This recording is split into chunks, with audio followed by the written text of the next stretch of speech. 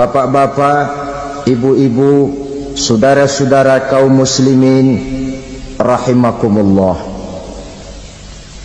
Murai di dahan dan koko ayam di kandang, dunia ini penuh dengan berbagai macam kesibukan. Sejak dari petani yang turun ke ladang, pedagang yang berangkat ke pasar, pelajar yang menuju sekolah, sampai kepada pegawai yang berangkat ke kantor, seluruhnya tidak lain untuk mencari sesuatu yang bernama bahagia. Setiap orang menginginkan kebahagiaan, dan tidak seorang pun menginginkan kesengsaraan dalam kehidupan ini. Namun nyatanya tidak setiap orang yang ingin bahagia mengetahui jalan yang harus ditempuhnya untuk sampai kepada kebahagiaan itu. Maka pada kesempatan pertemuan kali ini, saya ingin menyampaikan sebuah hadis dari junjungan kita baginda Nabi besar Muhammad sallallahu alaihi wasallam yang termuat dalam kitab Mukhtarul Ahadits An-Nabawiyah, di mana beliau bersabda, arba'un min sa'adatil mar'i. Ada 4 perkara yang merupakan tanda dari orang bahagia.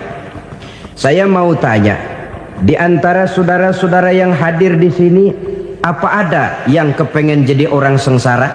Ya.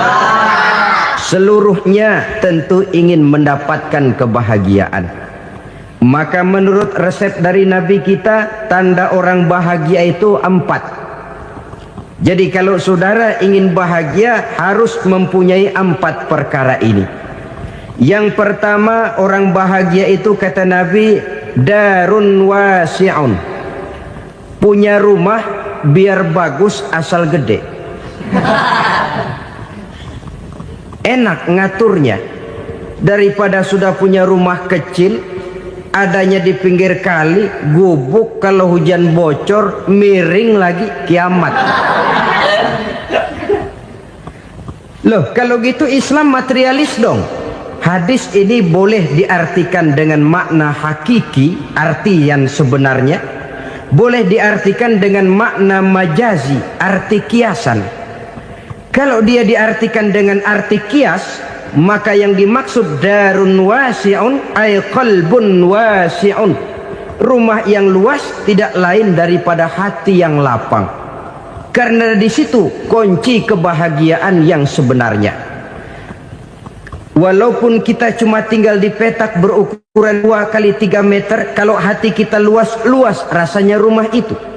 Tapi biar rumah kita halamannya saja puluhan ribu hektar, ada kolam renangnya, kamar tidurnya tidak lagi terhitung, kalau hati yang menempati rumah itu sempit, maka akan terasa sempit jugalah rumah itu. Tempat bergantungnya tidak lain adalah hati. Marilah kita mencoba melihat berbagai pandangan orang tentang bahagia ini. Ada orang menyangka bahwa bahagia itu kalau dia mendapatkan harta yang sebanyak-banyaknya. Siapa yang banyak harta, dialah raja. Apa yang dia mau, seluruhnya bisa dibeli. Keamanannya, dia bisa menyewa petugas. Seluruh fasilitas untuk menyenangkan kehidupannya bisa dibeli. Pendeknya, hartalah segala-galanya dalam kehidupan. Sampai ada pepatah mengatakan, innad darahima fil amakini kulliha taksur rijala mahabatan wa jalala. Sesungguhnya harta, dinar, dirham, uang, di mana-mana selalu bikin hebat orang yang memilikinya. Coba lihat, orang yang punya duit sama yang enggak punya duit, jangan gaya hidupnya, gaya jalannya aja lain. Wahia lisanun liman arada fasahatan, wahia silahun liman arada qitala. Uang adalah senjata yang paling ampuh bagi orang yang mau pergi perang, dan lidah yang paling fasih bagi orang yang mau bicara. Kalau bicara dengan lidah macet, cobalah bicara dengan harta, lancar. Sampai ada pepatah demikian, segalanya bisa diatur dengan harta. Maka di kalangan orang yang berpandangan semacam itu, seluruh kegiatan hidupnya hanya terfokus kepada bagaimana mengumpulkan harta yang sebanyak-banyaknya. Tidak peduli halal haram, tidak kenal sore pagi siang dan malam, tidak sempat sujud, jauh dari agama, jauh dari kehidupan yang bersifat ruhaniyah, jauh dari Allah dan sebagainya. Sampai dalam Al-Quran dikelompokkan dalam kelompok yang dinamakan lumazah. Allazi jama'a malahu wa 'addadah yahsabu anna malahu akhladah. Mereka mengumpulkan harta sebanyak-banyaknya dan menyangka bahwa harta yang banyak itu dapat mengekalkan hidupnya, mengekalkan kekayaannya, mengekalkan kebahagiaannya. Saudara hadirin yang berbahagia, kalau pandangan hidup ini benar, artinya kalau harta memang merupakan satu-satunya hal yang dapat membuat orang bahagia, tentu di rumah mewah tidak akan pernah ada tangis derita. Tentu di satu tempat di mana fasilitas hidup serba menunjang tidak ada yang namanya penderitaan. Tapi suka dan duka, sedih dan gembira, senyum dan tawa adalah milik setiap orang, baik dia punya harta maupun dia tidak punya harta. Nyatalah bahwa harta semata-mata bukan merupakan jaminan bahwa orang akan bahagia, walaupun tanpa harta orang sulit untuk bahagia. Saya mau cerita, ada orang super kaya, namanya Aristotle Onesimus, raja tanker Yunani. Dia punya kapal tanker saja konon sampai 11 banyaknya. Punya perusahaan penerbangan yang disebut Olympic Airlines. Punya hotel di berbagai kota besar di dunia ini, sejak dari New York, London, Paris, Rome dan sebagainya. Bahkan punya pulau yang dia namakan Pulau Scorpio.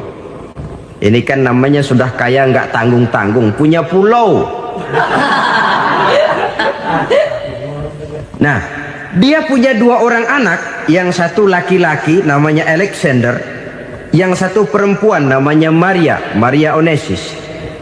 Seluruh harapannya tertumpah kepada anak lakinya Alexander ini, yang akan meneruskan usahanya, meneruskan kekayaannya, meneruskan dinastinya. Apa yang terjadi?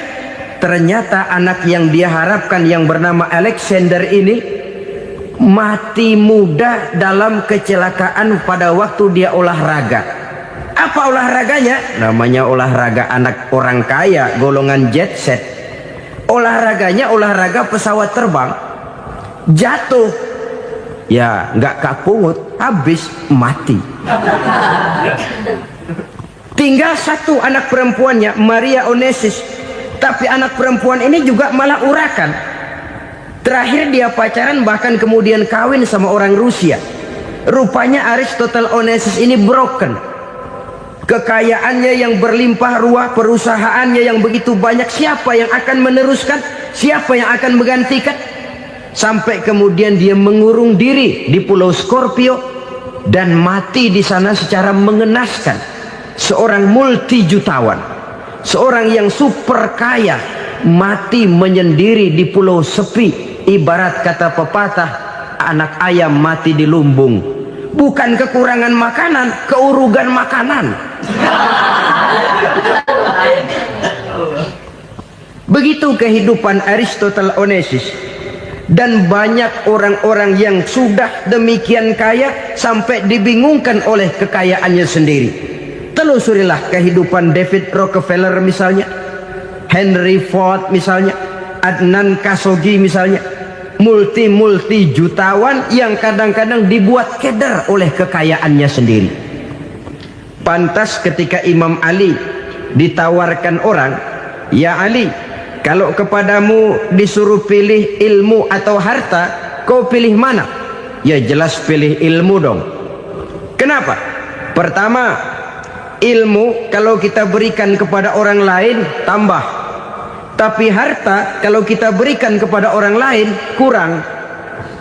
Saudara punya uang 10.000, dibagi orang 5.000, jelas uang saudara berkurang. Tapi saudara punya ilmu diberikan kepada orang lain bisa, saudara pun makin mantap. Tidak lantas jadi bodoh karena ngajarin orang.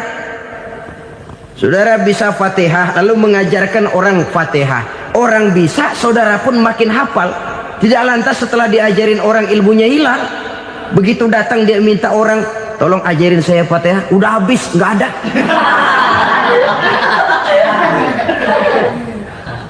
Yang kedua kata Imam Ali, ilmu menjaga kita. Kalau harta, kita yang harus jaga. Makin banyak ilmu, makin terpelihara diri seharusnya. Tetapi makin banyak harta, makin bingung kita jaganya. Sampai kadang-kadang kalau perlu seluruh keliling rumah dipasangi alarm.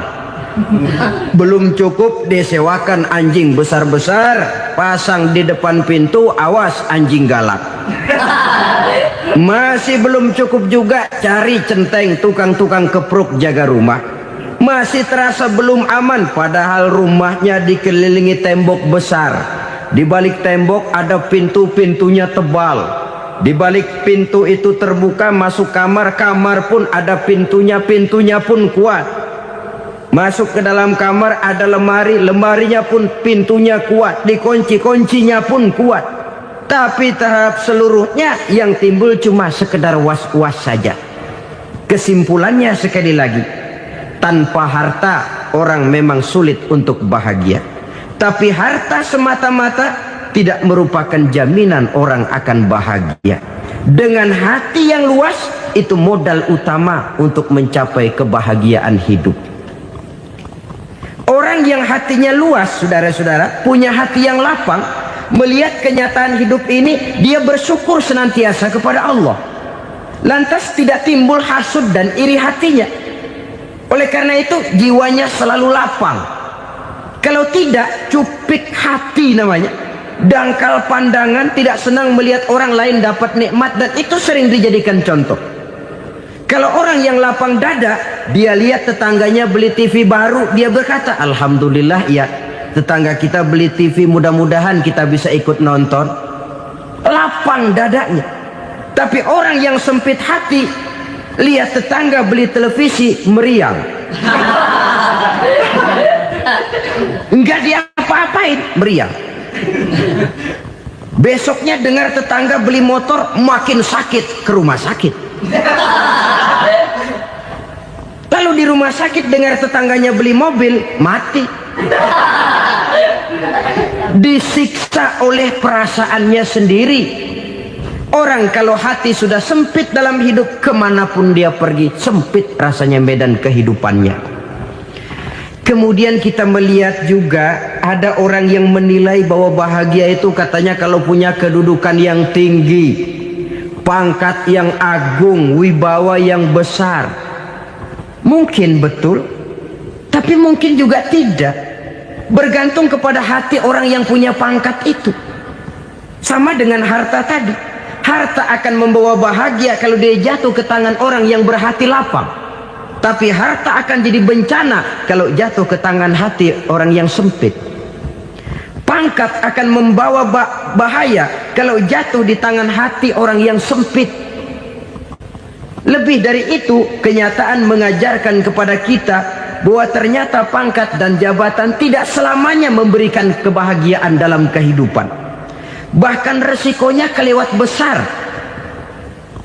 Beberapa bukti kita bisa ambil dari para pemimpin dunia yang menjadi korban lantaran pangkat dan jabatan yang disandangnya. Saudara ingat Presiden Abraham Lincoln dan John Kennedy dari Amerika? Dibunuh orang.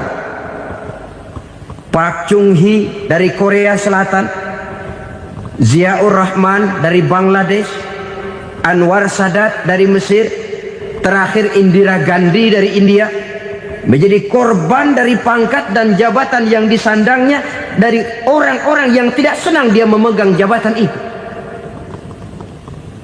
Dia akan mudah mengundang bencana. Sehingga pantas kalau seorang presiden terkemuka Amerika, Harry Truman namanya, dia mengatakan jabatan presiden itu, kata dia, seperti orang nunggang macan. Naik macan, Harus kita taiki, kalau enggak dia bakal nerekam kita. Ngeri katanya. Adapun orang yang hatinya lapang, kalau dia menerima pangkat dan jabatan, dianggapnya itu satu kesempatan untuk berbuat baik. Tapi orang yang berhati sempit, menerima pangkat dan jabatan, bukan kadang-kadang menerima, malah berusaha setengah mati mencapai dengan segala cara. Kalau perlu jilat atas, jilat atas. Jadi golongan sumuhun dawu. Jadi kelompok kulon nuwun, yes sir, yang kerjanya cuma oke bos. Kalau perlu jilat atas, jilat atas. Kalau perlu injak yang bawah, injak yang bawah. Perlu sikut kiri kanan, sikut kiri kanan. Yang penting pangkat dapat, jabatan dapat. Orang yang semacam ini, kalau sudah mempunyai pangkat dan jabatan, biasanya dia tidak menganggap itu sebagai amanah, tidak menganggap sebagai kesempatan berbuat baik, tapi malah kesempatan untuk memperturutkan hawa nafsunya yang dilatar belakangi oleh kesempitan hatinya tadi. Apalagi kalau orang memperoleh pangkat karena banyak mengeluarkan uang. Seakan-akan pangkat dan jabatan itu sekarang macam proyek, pakai tender. Siapa yang berani bayar segini naik, nggak berani minggir. Padahal logikanya, kalau orang mencapai satu jabatan karena banyak mengeluarkan uang, hampir bisa dipastikan bahwa setelah jabatan itu dia pegang, langkah pertama yang akan dilakukannya ialah berusaha bagaimana uang yang dia keluarkan supaya kembali. Ya paling kurang pulang modal dulu dong. Soal mikirin rakyat soal nanti, tapi ini modal harus pulang. Itu celakanya kalau orang memperoleh pangkat dan jabatan cuma karena banyak mengeluarkan uang. Jarang orang yang mempunyai keyakinan dan pandangan bahwa pangkat dan jabatan merupakan amanah. Jadi sekali lagi, pangkat dan jabatan mungkin saja membawa kebahagiaan kalau jatuh ke tangan orang yang berhati lapang. Tapi bisa jadi bencana kalau dia jatuh ke tangan orang yang mempunyai hati yang sempit. Dan lagi-lagi stresnya hati yang lapang. Lalu sebagian orang, saudara, ada yang berpandangan katanya bahagia itu kalau jadi orang terkenal, mempunyai popularitas, menjadi idola di kalangan remaja, di kalangan orang tua, di segala lapisan masyarakat. Padahal makin populer orang makin terikat dia. Ya kalau macam kita ini kan nggak punya nama, nggak populer, tengah malam buta mau nongkrong di warung Tegal aman. Tapi pangkat, jabatan, kedudukan, popularitas menyebabkan kita diikat dengan berbagai macam peraturan. Cuma mandi sama ke WC saja yang nggak dikawal.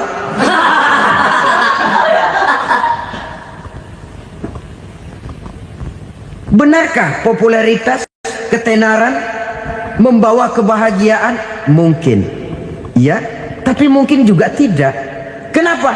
Banyak orang-orang populer yang mengakhiri hidupnya secara tragis. Kita ambil beberapa nama. Di Amerika tahun 60-an ada bintang seksi paling terkenal yang dijuluki seks bom. Bom seksi. Sampai sekarang jadi legenda, namanya Marilyn Monroe. Singkatan doublenya itu inisialnya MM, Marilyn Monroe. Terkenal, top, sampai dia mati tahun 62, namanya sekarang masih saja dibicarakan orang. Kenapa dia bunuh diri? Tidak punya hartakah dia? Banyak. Kurang populerkah dia? Seluruh dunia mengenalnya. Sejak rakyat kecil sampai pejabat tinggi dia punya hubungan. Kenapa? Jenuh. Dia terlahir dalam keadaan yatim. Setelah itu tidak lama dia berangkat remaja, ibunya meninggal. Pindah dari wanita asuh ke wanita asuh sampai 12 orang ibu angkatnya. Dan kekecewaan yang paling parah, setiap laki-laki yang dekat dengannya hanya seperti kapal berlabuh, datang dan pergi silih berganti, padahal dia merindukan seseorang yang bisa melindungi hidupnya. Dia rindukan itu dan dia tidak pernah menemukan. Itu yang akhirnya menyebabkan dia minum pil tidur kelewat dosis, minum obat tidur kebanyakan, ya tidur terus sampai sekarang.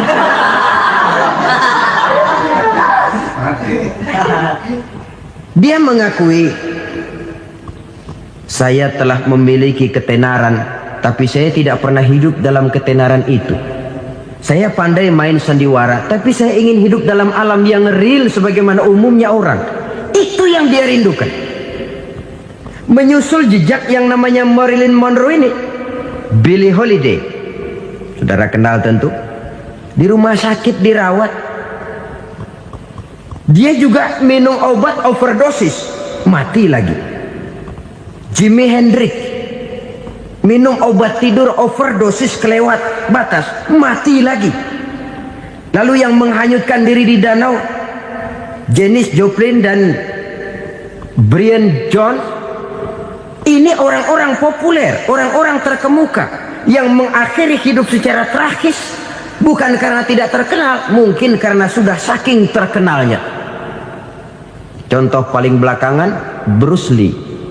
Wah, ini tukang-tukang keprok tentu kenal siapa dia. Sampai sekarang pun tabir kematiannya masih merupakan misteri. Dan yang masih hidup juga menunjukkan gejala yang aneh. Michael Jackson, rumahnya di Beverly Hills itu dijaga sedemikian rupa, dan dia selalu curiga kepada setiap makanan harus steril, bersih dari segala macam kimia. Kemana dia pergi, itu tukang-tukang keprok sudah selalu menjaga dan mengawal, dan dia seakan takut menunjukkan mukanya yang asli. Hingga kalau tampil ke tengah di luar show, dia kadang memakai pakaian yang tidak menunjukkan dia yang sebenarnya, takut dikenali orang. Ternyata popularitas sering jadi momok yang meracuni kehidupan manusia. Oleh karena itu, benarlah junjungan kita pada saat beliau mengajarkan orang akan bahagia kalau dia mempunyai hati yang lapang. Nah, sekarang masalahnya untuk mendapatkan hati yang lapang, caranya bagaimana? Kita kembali kepada konsep Quran. Allah mengajarkan, ala inna bi dzikrillahi tatmainnul qulub. Ketahuilah bahwa dengan banyak mengingat Allah, hati akan tenang, jiwa akan lapang. Dengan kata lain, dekat dengan agama, merasakan kehadiran Allah dekat dalam hidup. Itu muara pertama untuk mencapai hati yang lapang. Ala inna bi dzikrillahi tatmainnul qulub. Jangan macam orang sekarang ingin mendapatkan ketenangan lalu tapak di puncak gunung, di gua-gua, di tempat sepi. Iyalah kalau nggak ada ular. Kalau tergigit ular berbisa, ketenangan belum, mati jelas itu. Islam positif untuk mendapatkan ketenangan. Ala inna bi dzikrillahi tatmainnul qulubi. Bahwa ketahuilah bahwa dengan banyak mengingat Allah, hati akan tenang, jiwa akan lapang, nuansa pikiran akan luas.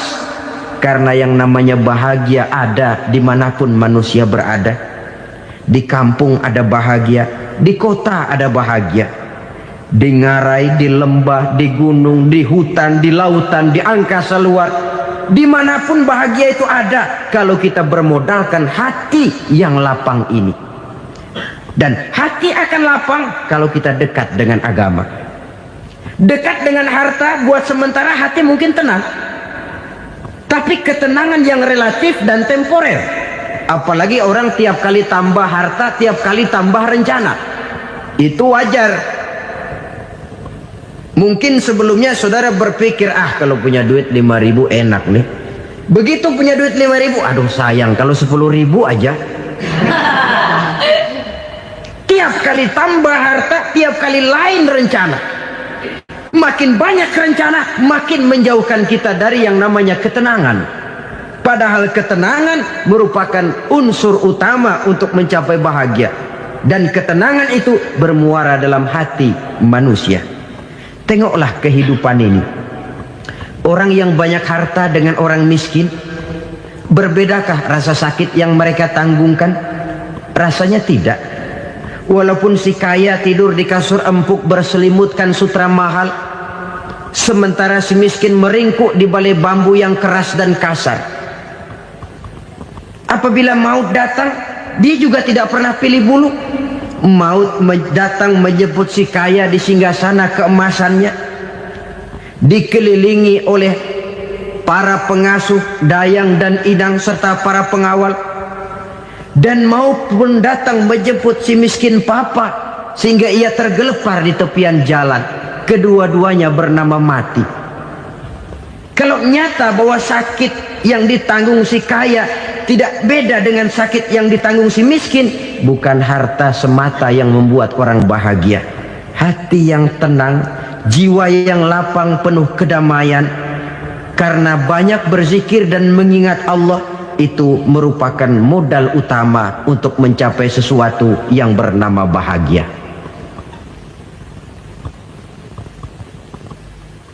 Saudara hadirin yang saya hormati, inilah yang pertama dari 4 ciri yang digambarkan oleh Nabi tentang tanda-tanda orang bahagia.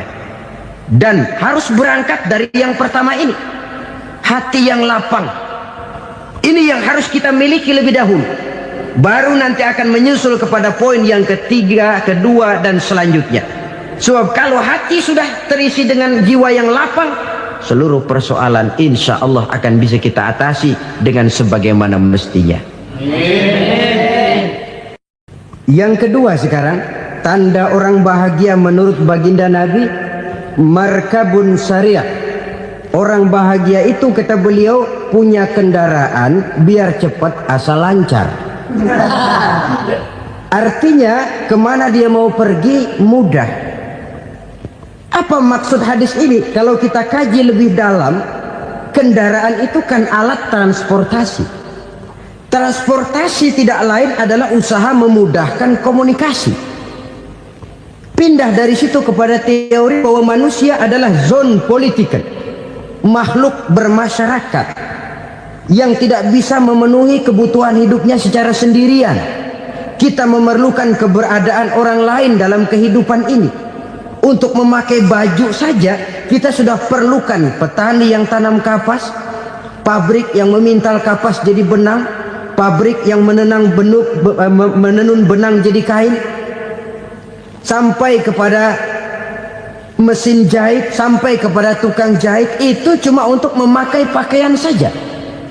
Tidak seorang pun di antara kita yang sanggup memenuhi kebutuhan hidupnya secara sendiri.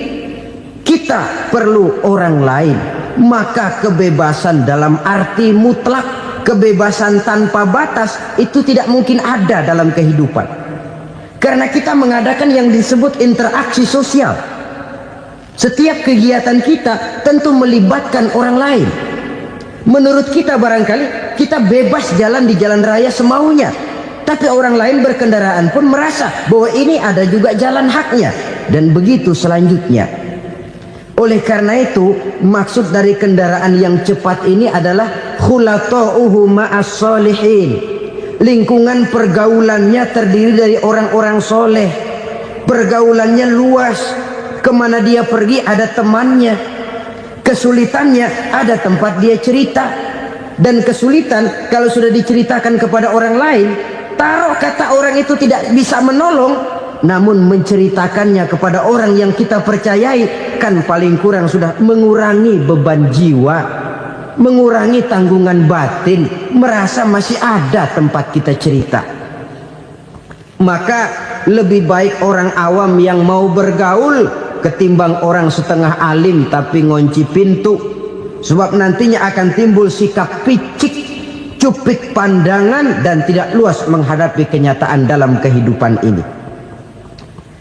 Namun yang harus kita garis bawahi, pergaulan memang mesti luas. Namun jangan sekali-kali lupa bahwa pergaulan sangat besar pengaruhnya dalam ikut membentuk kepribadian manusia. Sehari-hari bisa kita bilang, kalau kita dekat sama tukang minyak wangi, sekalipun nggak dibagi minyaknya, baunya tentu dapat. Betul? Tapi dekat sama tukang elas, walaupun nggak kena apinya, asapnya mesti kena. Kalau Syauqi mengatakan lebih jelas lagi, man asyaral asrafa asa musyarrafan wa muasyiral anzali ghairu musyarrafin. Awalam taral jildal hakira muqabbalan bisagri lamma sara jildal mushaf. Siapa yang bergaul dengan orang mulia, dia bakal ikut menjadi mulia. Tapi siapa yang berteman dengan orang hina, dia tidak bakal ikut menjadi mulia. Tidakkah kau lihat, kata Syauqi, kulit kambing yang hina pun dicium orang ketika menjadi kantong Quran. Kulit kambing hina, kalau dia sendirian gak ada yang mau cium. Tapi begitu dia bergaul dengan Quran, menjadi kantong Quran, dipakein minyak wangi, ditaruh di tempat yang tinggi, mau diambil dicium dulu, dibawa dengan penuh hormat dan hati-hati. Kulit kambing yang hina lantaran berteman dengan Quran, numpang mujur. Tapi coba lihat kalau kulit kambing berteman dengan kayu, jadi beduk, habis. Zohor dikemplang, asar dipukul. Itu pun sedikit saja, cuma salah milih teman. Yang temannya Quran dihormati orang, yang temannya kayu lantaran jadi beduk, gelap-gelap subuh orang udah kemplangi.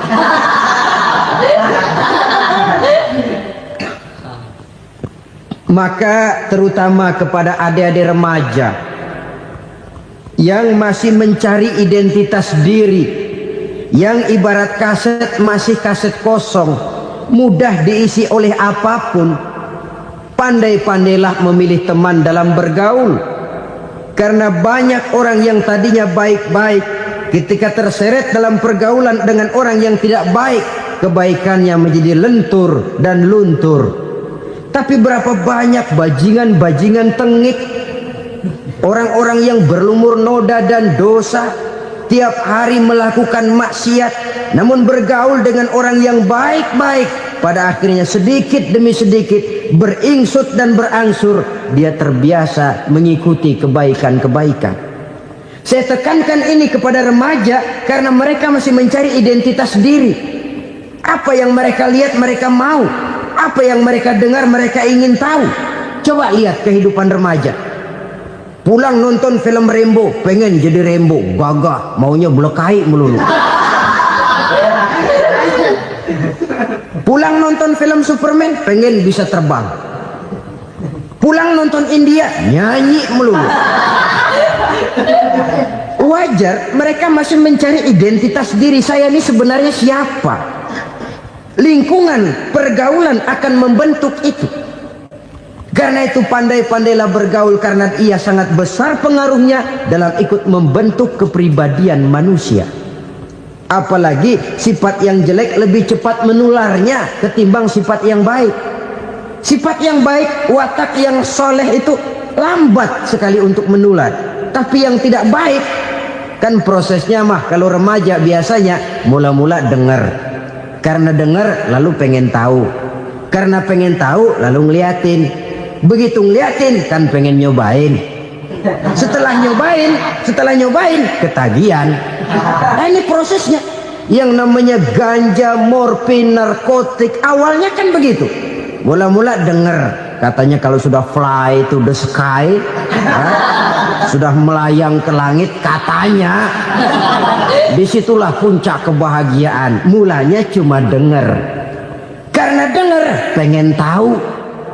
Karena pengen tahu lalu ngeliat, kumpul sama orang yang suka ngeganja. Setelah ngeliat, nah pengen ngerasain. Begitu ngerasain enak juga, ketagihan. Kalau sudah ketagihan jadi penyakit kronis, bisa merembet kepada yang lain. Iya, kalau orang tuanya mampu untuk beli morfin, beli ganja. Kalau tidak kan pikirannya ngayap, jemuran siapa ya gue sahabat. Timbullah perbuatan-perbuatan negatif yang bermula dari salah pergaulan. Apalagi buat adik-adik remaja yang tinggal di kota-kota besar, yang pengaruh budaya, pengaruh kesenian, pengaruh struktur kehidupan yang nampak makin individualistis, di mana persaingan tajam, tensi ekonomi tinggi, orang mudah mengalami stres. Pandai-pandailah dalam bergaul, sekali lagi, karena ia sangat besar pengaruhnya dalam ikut membentuk kepribadian manusia. Orang bahagia punya kendaraan yang cepat, artinya punya pergaulan yang luas, dan lingkungan pergaulannya terdiri dari orang-orang yang soleh. Kemana dia pergi ada teman, kesulitannya ada tempat dia cerita. Tapi kalau sudah menyendiri, hidup sendiri, kesulitan dipikiri sendiri, bisa mati belum waktunya. Tidak ada tempat berbagi rasa, tidak ada tempat bercerita, tidak ada tempat mengurangi beban dalam kehidupan. Pantas betul kalau Islam sangat menggalakkan dan menganjurkan orang kalau sudah sampai waktunya itu untuk melangsungkan nikah. Kata Nabi, ya ma'syaras syabab man istata'a minkumul ba'at falyatazawwaj. Hai para pemuda, kalau sudah mampu memberi nafkah, kawinlah, nikahlah kamu. Kenapa? Sudah ada teman hidup, tempat berbagi rasa. Kesulitan kalau ada tempat cerita akan lebih ringan ketimbang kita telan sendiri, walaupun bobot kesulitannya sama beratnya. Saudara-saudara kaum muslimin rahimakumullah, inilah ciri yang kedua, punya kendaraan biar cepat asal lancar. Kemana kita mau pergi gampang. Dengan kata lain, setelah hati yang luas, pergaulan yang luas. Dua. Yang ketiga sekarang, tanda orang bahagia itu menurut Nabi, misbahun mudhi'un, punya lampu yang terang. Oh, itu enggak problem. Sekarang sudah zamannya listrik masuk desa, Pak. Lampu sudah terang semua. Betul, kalau itu yang dimaksud. Tapi tidak cuma itu. Karena lampu yang dimaksud di sini, lampu yang akan menerangi seluruh perjalanan hidup. Dan perjalanan hidup itu sudah dimulai sejak kita terlahir ke alam ini, sampai masuk ke alam barzah, kumpul di padang mahsyar, sampai ke akhirat. Lampu yang menerangi itu yang diperlukan. Kalau lampu, katakanlah yang paling top sekarang kan lampu jenis Mercury. Taruhlah itu di rumah kita, dia cuma menerangi rumah kita, menerangi hati pun tidak sanggup. Bila kita masuk ke alam barzah, alam kubur, sanggupkah si Mercury yang begitu terang menerangi alam barzah kita? Tidak sanggup lagi. Sanggupkah lampu yang ratusan watt, bahkan puluhan ribu watt menerangi kehidupan di padang mahsyar? Tidak akan sanggup lagi. Kalau demikian, yang dimaksud lampu yang terang di sini apa? Tidak lain amal soleh, kebajikan yang kita lakukan dalam hidup. Itu yang akan jadi lampu penerang. Di dunia nama kita akan terang. Jasad kita boleh hancur terkubur tanah, tapi nama kita akan dikenang orang. Begitulah kalau orang meninggalkan kebajikan dalam hidup seperti sekarang. Ribuan orang tiap saat berziarah ke kubur Imam Syafi'i, ke kubur Imam Malik, ke kubur Imam Ghazali, ke kubur orang yang baik-baik, orang yang soleh-soleh. Kebajikannya yang ditinggalkan, yang mengukir namanya dengan tinta emas, sehingga saudara sudah terbaring di alam kubur. Orang lewat, Allah, ini kuburannya Fulan bin Fulan, dulu ini kebaikannya Masya Allah, saya ikut merasakan. Mari kita mampir sebentar, kita Fatihah, mohon disampaikan Allah pahalanya kepada almarhum. Al-Fatihah. Itu kalau orang baik-baik. Lalu saudara tanya, Pak, orang mati dikirimin Fatihah apa nyampe pahalanya? Saya jawab, kalau saudara nggak percaya, mati dulu dah. Nanti saya Fatihain, tungguin di sana. Umpama nggak sampai, balik lagi kemari. Sekarang ini kan maunya otak-otakan saja. Kalau nggak masuk otak, nggak percaya. Padahal alam gaib itu nggak bisa diotak-otakin. Sama saja dengan saudara pernah dengar cerita kapal tanpa emas tenggelam kan? Pernah nggak? Di mana? Salembo. Ya, di laut Masa Lembo. Begitu ketampung Mas tenggelam, ratusan penumpang itu terjun ke laut, dipermainkan gelombang, berjuang menghadapi maut itu. Orang lagi timbul tenggelam di lautan, dihantam ombak, kita tengokin pakai helikopter. Pak, lagi timbul tenggelam ya? Iya, tolongin. Jangan khawatir Pak, nih saya kirim intan Pak, harganya 10 juta. Kira-kira orang yang timbul tenggelam di laut seneng nggak? Kan mahal toh intan 10 juta. Kenapa dia nggak senang? Karena intan 10 juta dalam kondisi seperti itu tidak sanggup menyelamatkan dia. Dia akan girang kalau dikirimin ban mobil bekas, dikirimin papan terentang atau bambu. Intan yang 10 juta dia nggak girang, ban mobil bekas yang 1000 perak tuh pegang, itu yang dia girang betul. Inilah sebabnya Nabi berkata, mal mayyitu fi qabrihi illa kal ghariqil mutaghawwis. Orang yang meninggal di alam kuburnya seperti orang timbul tenggelam di lautan. Yantaziru da'watan min ahli, menunggu doa dari keluarganya yang masih hidup. Duh, bapak saya sudah meninggal, saya sayang benar sama dia. Kirimin kulkas ke kuburannya Itu sama saja dengan tadi orang tenggelam di lautan dikirimi intan yang harganya 10 juta, ndak sampai. Begitulah kalau kebajikan yang kita tinggalkan dalam hidup, sudah mati pun kubur kita masih diziarahi orang. Tapi kalau jahat yang kita tinggalkan, boro-boro lah orang mau doa lewat dekat kuburan kita juga serem. Tuh bajingan no, dulu mati dipendem di situ tuh. Jangan lewat situ, ntar kesurupan, jangan. Lewat saja orang ngeri. Konon lagi membacakan Fatihah dan mengirimkan doa. Hidup pada hakikatnya adalah kesempatan untuk berbuat baik. Maka sekali kesempatan itu diberikan, manfaatkan dengan sebaiknya. Sebab kesempatan kedua tidak akan pernah ada. Kesempatan berbuat baik di sini, di akhirat sudah pembalasan namanya. Sekali kesempatan itu dicabut, dia tidak akan pernah dikembalikan lagi. Kata Iqbal, hidup tidak mundur ke belakang, Bung. Berhenti diinjak orang, mundur hancur. Tidak ada kata mundur dalam hidup ini. Berhenti diinjak orang, mundur kecebur. Tidak ada kata lain, harus maju dalam kehidupan dalam artian yang positif. Hidup adalah kesempatan untuk mengumpulkan kebajikan yang sebanyak-banyaknya. Di situ nilai daripada manusia. Sekarang ini memang nggak kelihatan kok, orang yang banyak pahala sama yang banyak dosa nggak kelihatan kok. Barangkali kalau habis bikin dosa palanya pada benjol, mungkin orang takut sama dosa. Tapi sekarang sama saja, orang yang banyak dosa dengan yang nggak banyak dosa jalan bareng dari belakang, sama, nggak kelihatan beda.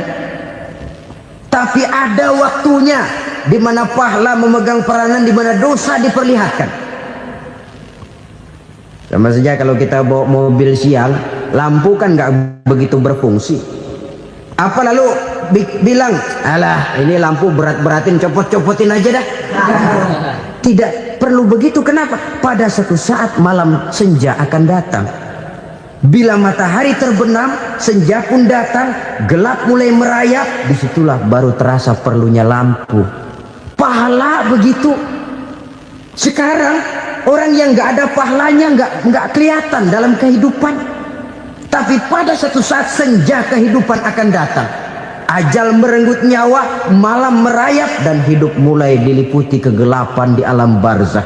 Dikala itu kalau nggak punya lampu, alangkah malangnya kita. Sebab amal yang baik, kata Nabi, di alam barzah itu akan diciptakan menjadi perempuan yang cantik menemani kita. Amal yang jahat akan menjadi orang yang paling jelek nemenin kita. Sudah di tempat gelap yang nemenin jelek.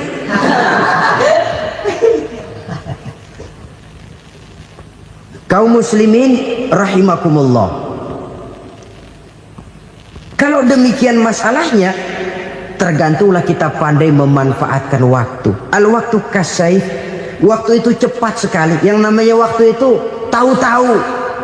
Tahu-tahu udah tahun 87. Tahu-tahu udah begitu. Tahu-tahu yang kemarin anak-anak, sekarang udah pada punya anak. tahu-tahu saja itu. Begitu cepat waktu berlalu. Kalau tidaklah pandai kita memanfaatkannya, akan rugi kita. Nabi bersabda, "Man kana yaumuhu khairun min amsihi fahuwa rabih." Barang siapa yang hari ini lebih baik daripada hari kemarin, itu orang untung. Hari ini lebih baik daripada kemarin. Bulan ini lebih baik dari bulan kemarin. Tahun ini lebih baik dari tahun kemarin. Itu orang yang beruntung. Tahun kemarin sembahyangnya maghrib doang, sekarang udah tambah isya. Tahun kemarin cuman Idul Fitri aja ngancem bener, sekarang udah tambah Jumat, lalu tambah lagi maghrib, tambah lagi isya, dan selanjutnya. Hari ini lebih baik daripada kemarin, itu orang yang beruntung. Wa man kana yaumuhu mislu amsihi fahuwa khasir. Lalu barang siapa yang hari ini sama saja dengan hari kemarin, itu orang rugi. Hari ini sama dengan kemarin, rugi itu. Bulan ini begitu, bulan kemarin begitu, tahun ini begitu, tahun lalu juga begitu. Rugi itu orang. Rugi apa? Rugi umur. Umur tambah, amalan gak pernah tambah. Dan saya pikir lebih merupakan azab ketimbang nikmat kalau orang dikasih panjang umur cuma untuk numpuk dosa. Mending mana? Panjang umur banyak dosa sama pendek umur dikit dosa. Mending mana? Mending mana? Ya, paling mending tentu panjang umur banyak pahala. Tapi kalau tidak, sekali lagi, lebih merupakan azab ketimbang nikmat kalau orang diberikan panjang umur tapi cuma untuk sekedar menumpuk dosa. Kehilangan kesadaran bahwa dunia bukan terminal akhir dari satu perjalanan. Dia cuma halte di mana kita berhenti sebentar untuk menuju kepada terminal yang hakiki. Saudara-saudara kaum muslimin rahimakumullah, inilah lampu yang akan menerangi kehidupan, amal yang kita lakukan di dalam kehidupan. Jadi yang dimaksud dengan lampu yang terang, kebajikan yang kita kerjakan dalam hidup. Nah, setiap orang di awal tadi saya bilang ingin bahagia. Bahagia itu kan hakikatnya kumpulan senang dan selamat. Senang, selamat. Apa bedanya? Senang tapi tidak selamat, nggak bahagia. Selamat tapi nggak senang, nggak bahagia orang. Contoh, kalau orang korupsi, duitnya banyak, senang dia, tapi keselamatannya. Ada tentara baris di samping rumahnya udah bingung, padahal tentara latihan. Tentara cuma latihan, dia bingung. Senang, tapi karena keselamatannya tidak terjamin, dia tidak bahagia. Sebaliknya pegawai negeri jujur benar, cuma segaji-gajinya, selamat nggak korupsi tapi melarat, ya nggak bahagia juga, kurang senang. Kesenangan dan keselamatan untuk dunia saja, ya sekali lagi, kalau cuma sekedar untuk dunia saja, bisa dibeli pakai uang, bisa dibeli pakai uang. Saudara ingin selamat, bisa dibeli pakai uang. Saudara ingin senang, bisa dibeli dengan uang. Tapi setelah mati masuk ke alam barzah, habis kekuasaan uang. Nggak bisa lagi beli keselamatan pakai uang, tidak mungkin lagi membeli kesenangan dengan uang. Di situ pahala yang megang peranan. Makin banyak pahala, makin banyak saham untuk membeli kesenangan dan keselamatan, untuk memperoleh yang namanya bahagia. Dan jangan lupa loh, di alam barzah kita nggak sebentar, menunggu datangnya kiamat. Loh iya, kalau kita begitu dikuburin terus kiamat datang, untung. Tapi kalau masih harus 1000, 2000, puluhan ribu tahun yang akan datang, dalam satu penantian yang begitu lama, tanpa saham untuk memperoleh kebahagiaan, satu kemalangan yang tidak ada pernah putus-putusnya. Janganlah tergelincir oleh kebahagiaan sebentar yang menipu dengan mengorbankan kebahagiaan hakiki yang berjangka panjang. Apa artinya senyum sejenak kalau harus ditebus dengan tangis seumur hidup? Biarlah kita minum jamu, pahit memang, getir memang, tapi kan besok badan sehat. Daripada sekarang minum sirup, manis memang, enak memang, tapi bibir pada jontor besok. sirawan, batuk, nggak karu-karuan. Banyak orang tertipu oleh kesenangan yang sebentar. Padahal laisa kullu ma yalma'u zahaban. Belum tentu semua yang berkilat itu emas. Belum tentu semua yang gemerlap itu intan. Karena itu marilah manfaatkan kesempatan yang diberikan Allah ini untuk mengumpulkan kebajikan yang sebanyak-banyaknya. Yang terakhir sekarang, yang keempat, tanda orang bahagia kata Nabi. Zaujatun salihah. Orang bahagia itu tanda yang keempat kata Nabi, punya istri biar cakep asal taat.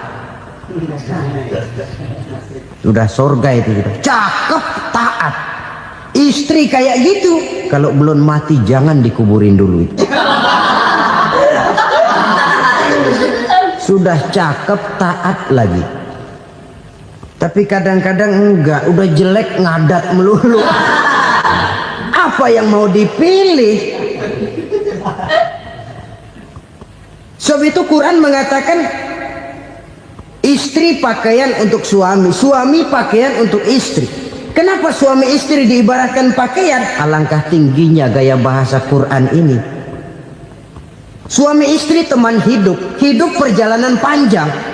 Sejak kita dalam rahim sudah ada hidup kan di sini. Sampai ke alam dunia, masuk ke alam barzah, kumpul di padang mahsyar, sampai menuju akhirat, itu perjalanan hidup.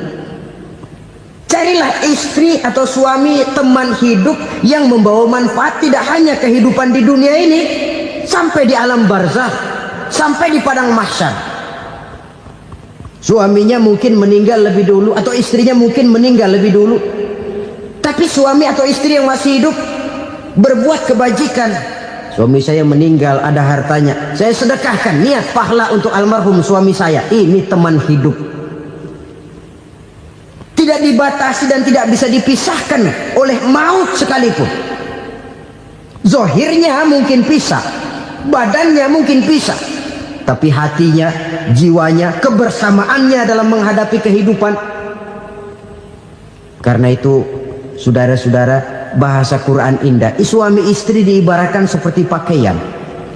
Apa fungsi pakaian? Pertama, pakaian jadi kebanggaan. Artinya, suami harus menjadi kebanggaan istri, istri harus jadi kebanggaan suami. Yang kedua, pakaian itu kan fungsinya menutup aurat. Artinya sesama suami istri harus saling menjaga kekurangan masing-masing. Jangan malah sesama suami istri saling membongkar rahasia dan aibnya sendiri-sendiri. Istrinya diceritain jeleknya di mana-mana, atau suaminya dibongkar rahasianya di pasar umum. Itu sudah tidak lagi berfungsi sebagai pakaian. Kenapa semua ini diperlukan? Karena kita menyadari bangsa yang baik terdiri dari masyarakat yang baik. Masyarakat yang baik merupakan susunan dari warga yang baik. Warga yang baik adalah terdiri dari rumah tangga yang baik. Dan rumah tangga yang baik merupakan susunan dari pribadi yang baik. Dari situ langkah dimulai. Membangun satu bangsa yang baik diawali dengan membangun rumah tangga yang baik, dengan menciptakan pribadi-pribadi yang baik. Sehingga dari sini diharapkan berkembanglah nilai-nilai kebaikan. Orang akan bahagia mempunyai istri yang soleh. Kenapa? Tidak ada seorang suami bisa sukses jadi apapun dia, apapun profesinya. Dokterkah, kiaikah, mubalikah, petanikah, pengusahakah, pejabat tinggikah, tidak ada seorang suami yang bisa sukses tanpa peran serta istrinya. Walaupun memang peranan itu tidak begitu kelihatan, tapi sangat menentukan. Karena itu, saudara hadirin yang saya hormati, Islam sangat menghargai kaum wanita, memberikan kedudukan yang tinggi sepanjang tidak mematikan kodrat kewanitaannya. Nah, kalau sudah kesuksesan ini diawali dari rumah tangga, karier di masyarakat mudah untuk dikejar. Tapi keberantakan di rumah tangga merupakan kegagalan pertama di tempat lain.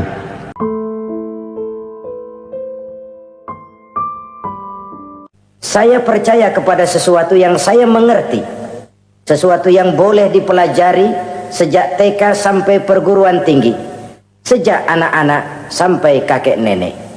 Saya bukan percaya kepada sesuatu yang saya tidak mengerti tapi yang harus saya percaya. Saya justru percaya kepada sesuatu yang memang saya mengerti. Saudara-saudara, demikianlah bahwa Tuhan dalam Islam adalah Tuhan yang terbuka, rasional, boleh dipelajari sejak kakek-kakek sampai anak-anak, sejak TK sampai kepada perguruan tinggi. Lalu yang kedua, masih menurut kata dia, saya adalah pengagum Amerika, dia bilang, sebagai penegak hak-hak asasi manusia, sebagai pahlawan demokrasi yang pagi-pagi sudah mencanangkan di dalam dia punya Declaration of Independence bahwa semua manusia dilahirkan sama, all men are created equal. Saya kagum dengan itu. Sampai pada satu saat, menurut cerita dia, saya berada di New York, saya mau masuk sebuah restoran, saya tertegun ketika saya akan masuk. Di pintu restoran itu tertulis white only, white only, hanya melayani kulit putih. Artinya sing kulite ireng minggir. Saya gelo, saya nelongso, bahasa Inggrisnya. Katanya all men are created equal, semua manusia dilahirkan sama. Lah ini kok tegel-tegele, kok sampai hati bikin tulisan hanya melayani kulit putih. Sampai saya melihat dalam Islam ini betapa si kulit putih dan si kulit hitam duduk saling berdampingan. Masjid menjadi simbol semangat kebersamaan mereka. Siapapun masuk masjid, buka sepatu. Di sana mereka menghadap ke arah yang sama, menyembah Allah Tuhan yang sama, mengikuti cara Rasul yang sama, melakukan gerak yang sama, membaca bacaan yang sama, dengan bahasa yang sama. Persaudaraan seperti inilah yang lama saya dambakan. Ini kenapa saya memilih Islam. Saudara-saudara kaum muslimin, saya ingin menggunakan cerita ini sebagai pengantar bahwa salah satu misi Islam memang membebaskan manusia dari ras diskriminasi. Nabi menyatakan, innallaha la yanzuru ila suwarikum wa amwalikum, walakin yanzuru ila qulubikum wa a'malikum. Sungguh Allah tidak melihat tampangmu, Allah tidak melihat potonganmu, Allah juga tidak melihat hartamu. Yang Allah lihat adalah hati dan amal perbuatanmu. Islam membebaskan manusia dari ras diskriminasi.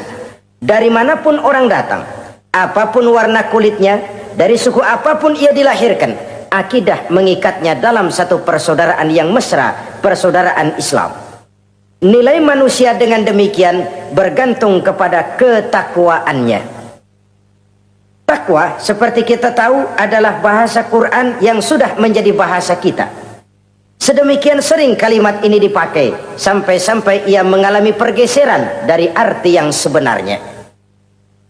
Takwa, sejauh yang kita baca dari peninggalan para ulama kita, mempunyai konotasi imtithalul awamir wajtinabun nawahi, melaksanakan seluruh yang diperintah Allah dan meninggalkan semua yang dilarangnya. Apa perbedaan prinsipnya?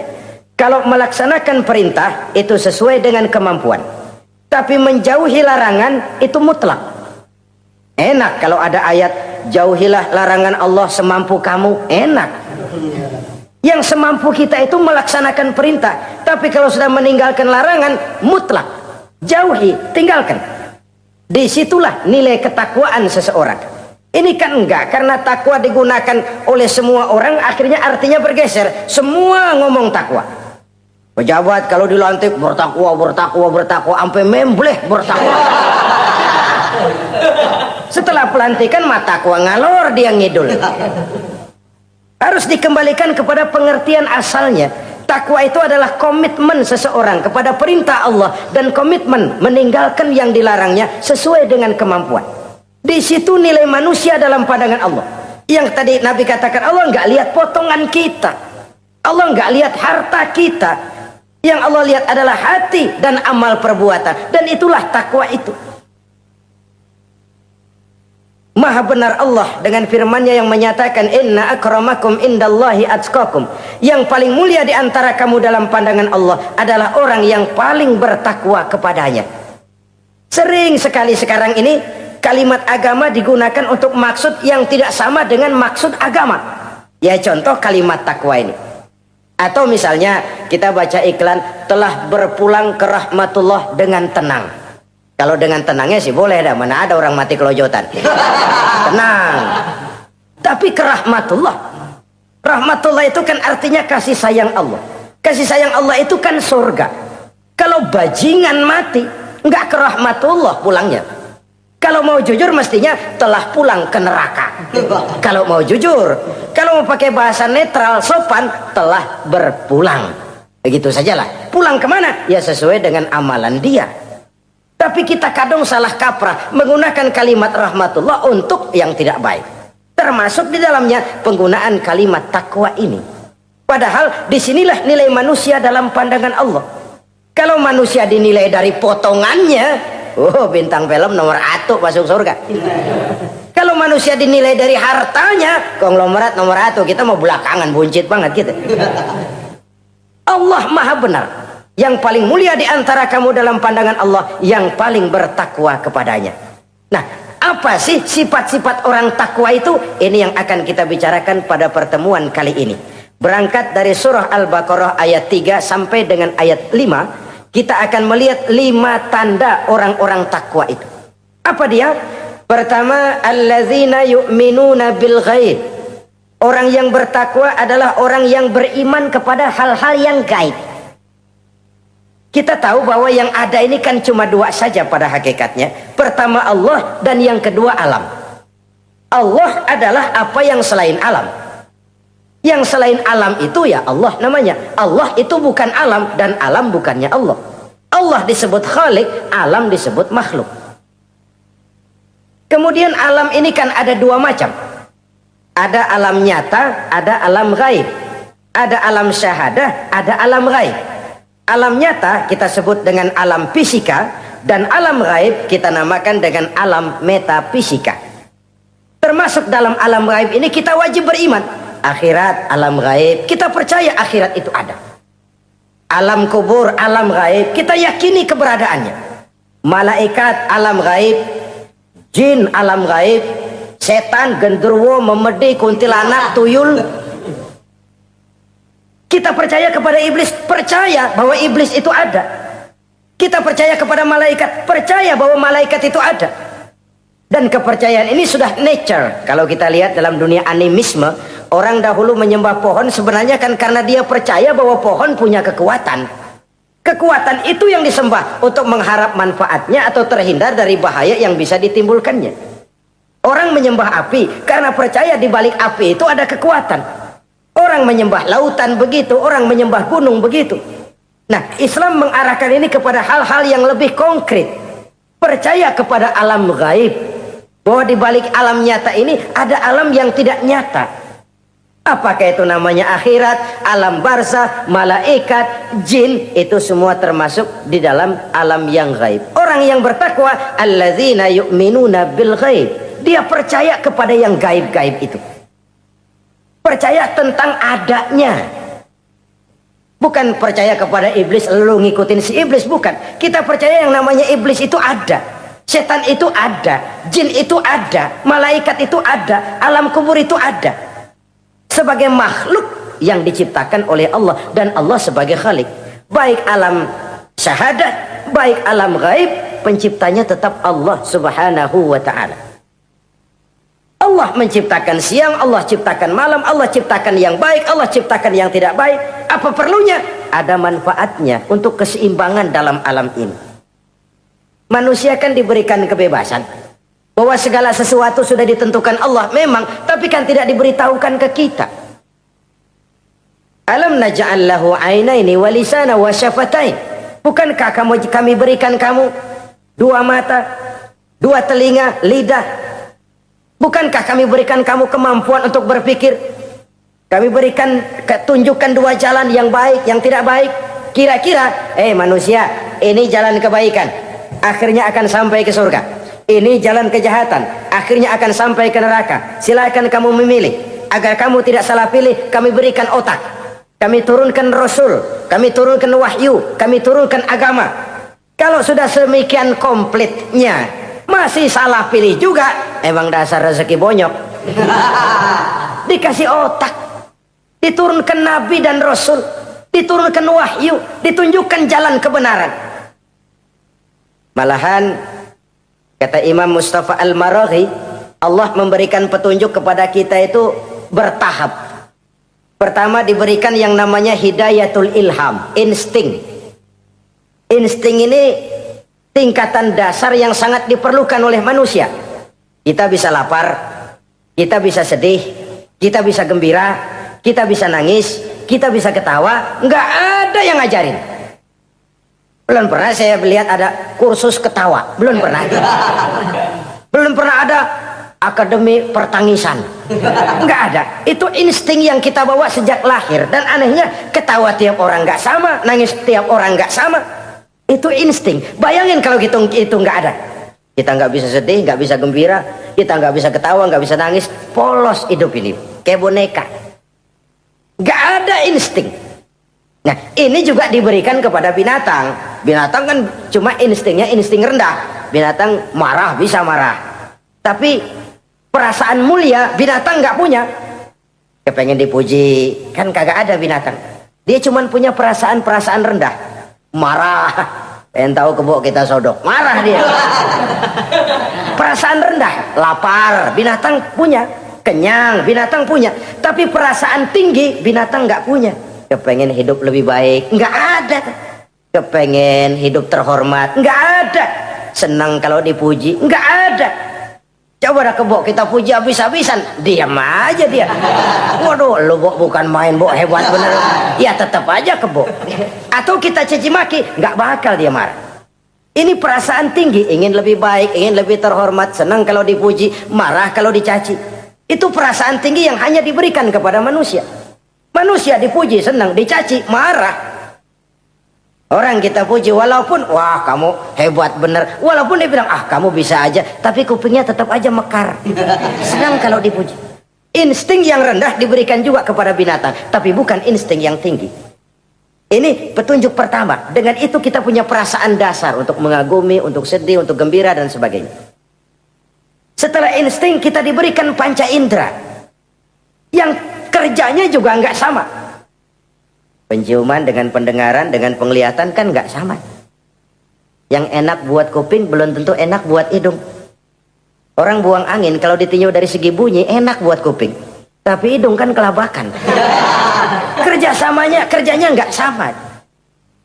Panca indera ini penting sebagai kesiapan untuk melayani insting. Persiapan melayani insting.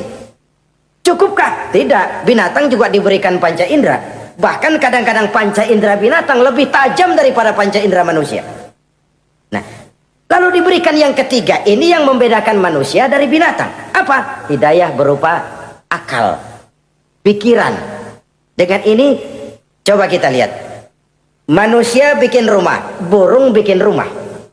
Tapi bandingkan, rumah burung dari tahun atu, ya gitu-gitu aja. Tapi rumah manusia, Masya Allah, modelnya macam-macam. Ada yang kita dari jauh nggak ngerti nih celengan apa rumah orang ini, bundar begini. Binatang bikin rumah, manusia bikin rumah. Binatang bikin rumah dengan insting, manusia bikin rumah dengan otak. Hasilnya berbeda. Manusia tidak punya sayap, tapi dengan otaknya dia bisa terbang lebih tinggi dari burung. Manusia tidak bernapas dengan insang, tapi dengan otaknya dia bisa nyelam lebih dalam daripada ikan. Ini kelebihan manusia dari binatang, diberikan otak. Belum cukup rupanya otak, karena otak ini penemuannya relatif. Apa yang dianggap hari ini benar, besok udah nggak benar. Apa yang hari ini otaknya bilang baik, besok dia bilang jelek. Apa yang hari ini otaknya bilang katakan jelek, besok dia bilang baik. Yang relatif tidak bisa dijadikan pegangan. Maka Allah lalu memberikan yang keempat, Hidayatuddin namanya, petunjuk berupa agama. Diberikan insting, diberikan panca indera, diberikan otak, lalu diberikan agama. Turun para rasul yang 25 itu yang merupakan mata rantai yang berkaitan, tidak terpisah. misi samawi, semuanya sama bersumber dari Allah yang satu itu. Setelah agama datang, masih ada yang lebih penting. Apa? Hidayah yang disebut taufik, persesuaian kehendak antara kita dengan Allah. Kalau taufik tidak datang, kalau taufik tidak dapat, Kan'an saja anak Nabi Nuh kufur, anak Nabi tidak dapat taufik namanya itu. Agama turun, bapaknya Nabi, bapaknya Nabi. Azar, ayahnya Nabi Allah Ibrahim, tidak mendapat taufik.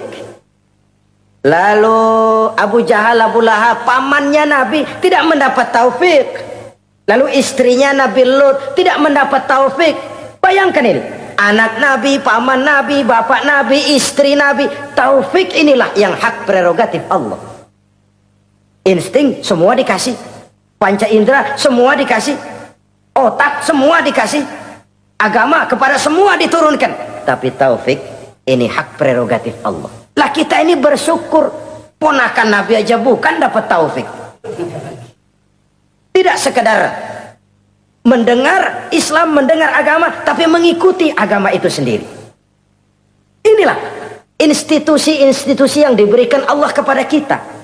Jadi kalau sudah begini lengkap, manusia, nih aku kasih, tempuh jalan ini, masih salah juga, dasar sableng.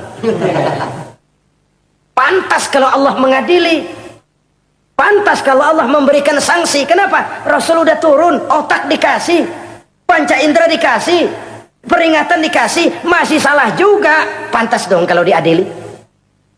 Kecuali kalau Allah nggak nurunin apa-apa, hidup dah selagu-lagu lu sono, mau guling mau kupak terserah deh. Kalau begitu lalu ada pengadilan, nggak adil. Ini institusinya lengkap kok. Pantas kalau Allah mengadakan pengadilan di akhirat. Pantas kalau Allah meminta kita pertanggungan jawab. Komplit begini rupa. Nah, termasuk di dalamnya kita percaya kepada yang gaib ini. Bahwa ada yang tidak nyata di balik yang nyata ini.